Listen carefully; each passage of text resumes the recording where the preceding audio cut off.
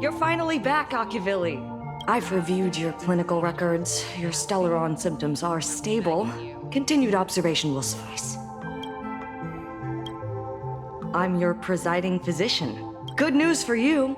You don't need to rush into treatment just yet. Though, I can't say the same for Miss Sparkle over there. Patient number 02, Miss Sparkle, please come in. Hello there, Miss Sparkle. You're one of the few who didn't mistake me for that imposter, Doctor. But, just a reminder, yours truly isn't sick. I'm perfectly healthy.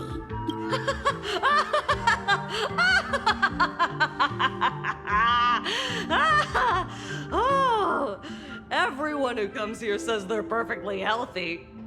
I've seen so many patients, and you're among the most severe. I could already make an initial diagnosis at first glance.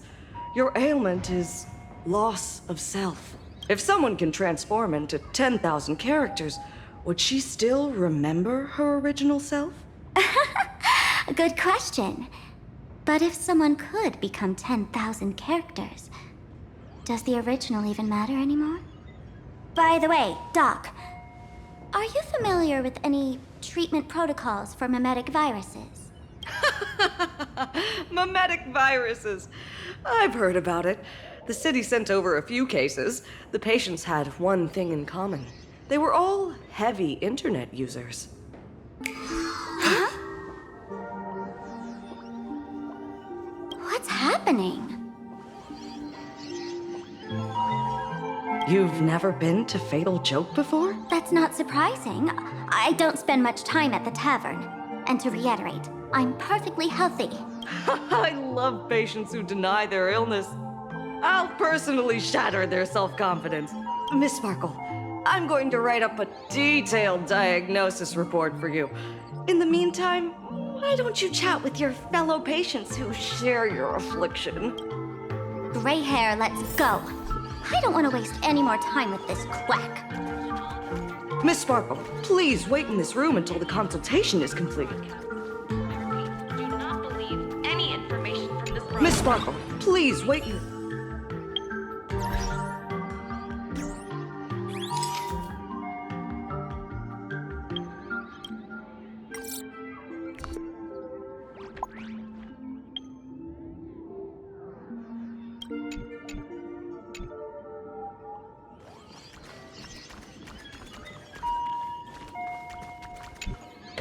Hey there. Are you also troubled by the same illness as me? What illness do you have?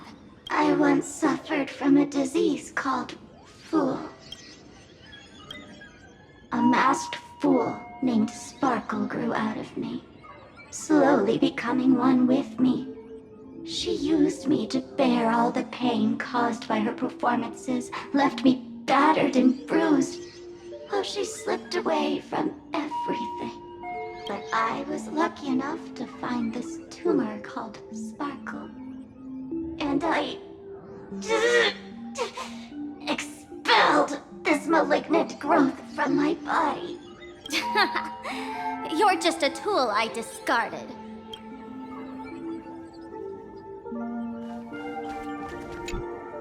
Sparkle, do you still remember me? More people got my name right today than in the past week. I'm so touched. I am your original mask. The Sparkle Roll mask. The archetype of a bright maiden doomed for a short life. The avenger who perishes with her nemesis. The lover who dies for love. The young artist driven to madness. You used me to win fame, applause, and countless eager gazes. So why would you cruelly cast me aside? Please, wear me once more. The worst thing an actor should do is be tied down to one type of role. Do yourself a favor and stay down. The diagnosis results are in, Miss Sparkle. Sparkle, you're back! You seem happy. Yeah, I'm keeping my spirits hi, just like she asked. Sparkle, Sparkle! You're the one who told me that a smiling mask will never have bad luck, aren't you? This world doesn't want to see too much sadness, cruelty, rage, or pain. You told me that I just need to smile, no matter what. I did everything you asked. But why did you abandon me? Right now, I just want to scream, to cry, to shout. I just want to devour you all. Just how many masks have you thrown away? Don't worry about it. Everyone sheds just as many versions of themselves in a lifetime.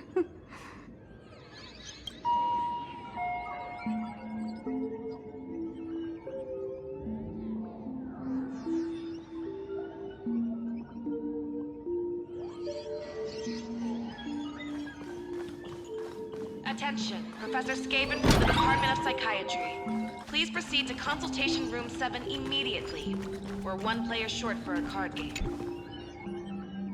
Miss Sparkle, I have your results. Your main components are madness, humor, and a theatrical personality.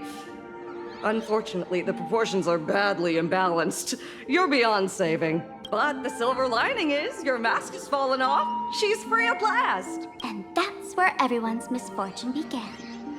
None of the masks I've cast off ever had such strong opinions or such a temper.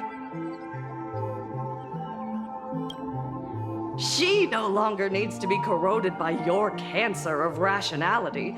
Now she can do anything that you wanted to do but didn't dare to do. Ha!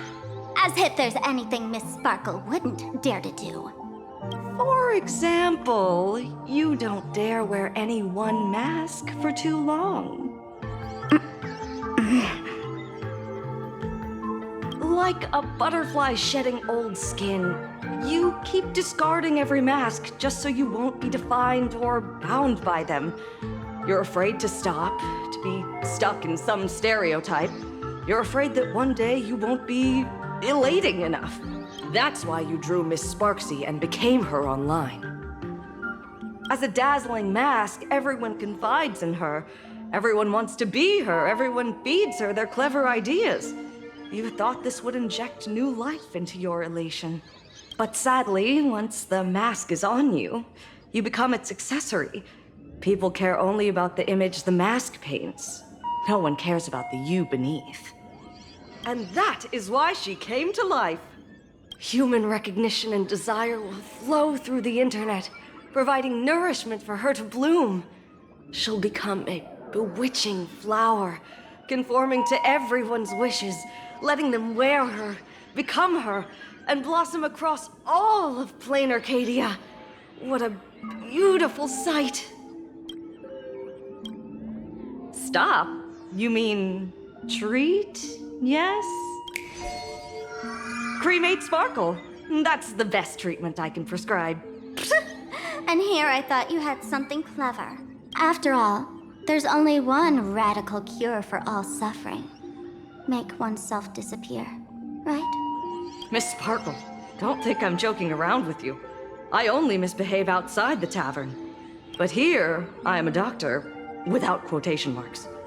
My treatment is real and effective. Generally, when a fool vanishes, their mask loses its power and becomes a dead thing. You're two sides of the same coin, after all. But as for Sparksy, I can't say for sure. During SparksyCon, she'll be worn by millions of ordinary people in plain Arcadia, feeding her with sustenance and strength. Your window of opportunity is therefore fleeting. Go on, lie down on that bed and say goodbye to your friends. Press that button and the nurse will come wheel you away. There's a door in the tavern that absolutely positively leads to a still-burning star in Siduni Rama. The nurse will send you there, and that'll be the end of it. And if I say no? Then I'll have to be impolite. Miss Sparkle, nameless, the choice is yours. As for me, by the laughter above, I've got to catch the next ship out of this dump. Hey!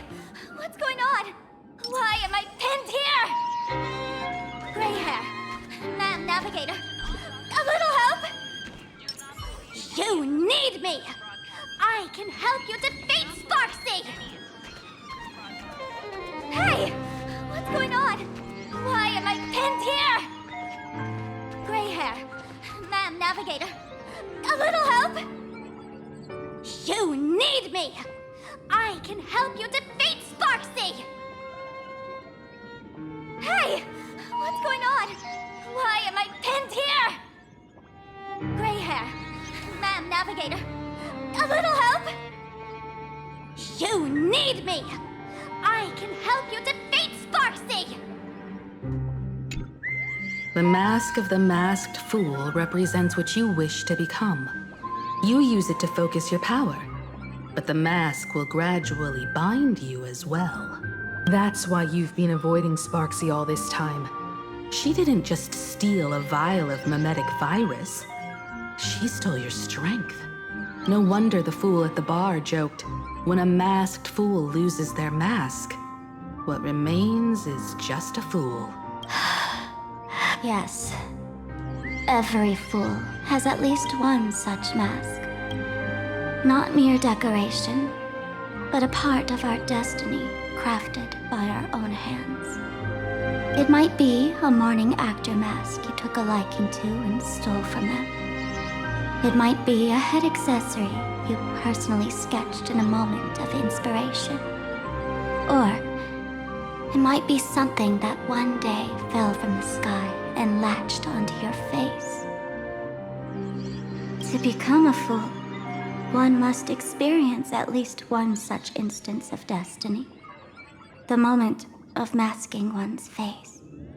Through the mask's eye holes, we gain a different perspective. Finally seeing how the universe is simply churning with endless jokes and the absurd nature of our existence as living beings. The mask is who we want to be. And now, this imposter is more me than I am. Do it! Press the button.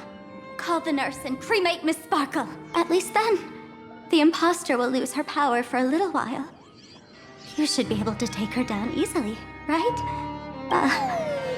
You're not actually going to press it, right?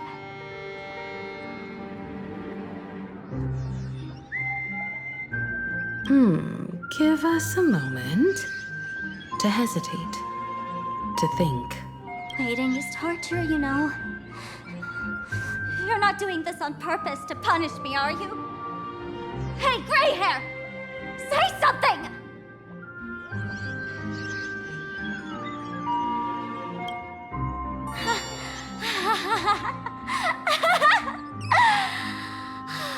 I knew it. Gray hair. You're still that same warm-hearted gray hair I know. Psst. Let me tell you something. While no one was looking, I already popped the battery out of the button. This was a test, and you passed. Since the fool made her choice, she must have a plan to reclaim the mask, right? If you dare say no, I'll press this button and let the orbital cannon cremate you for real. Your sticky little fingers aren't fast enough to steal this battery, are they? There's a way. There's always a way. Miss Sparkle will definitely take responsibility and work together with everyone to stop Sparksicon. What's with this applause? Have we been watched the whole time? Bravo!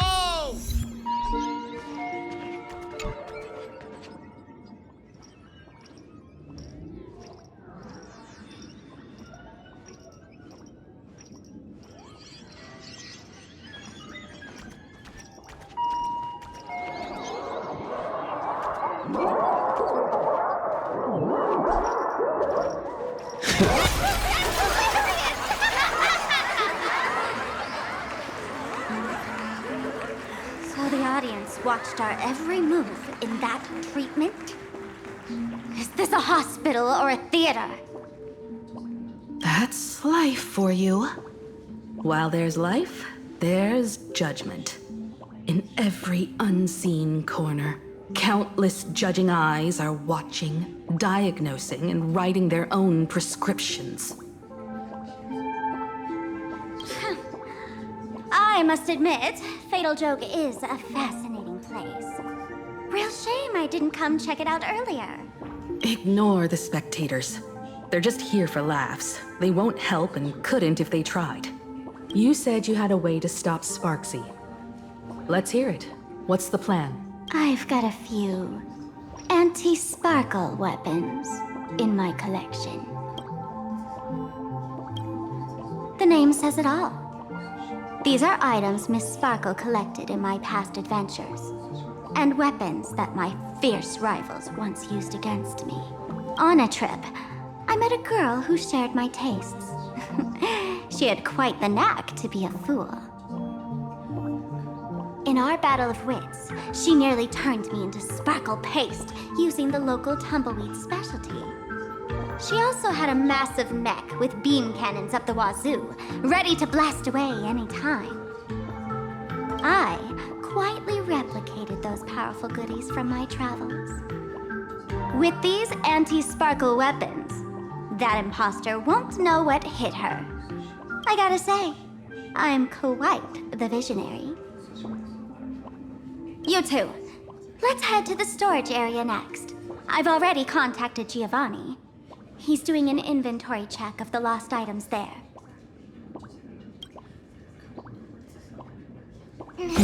Deja vu.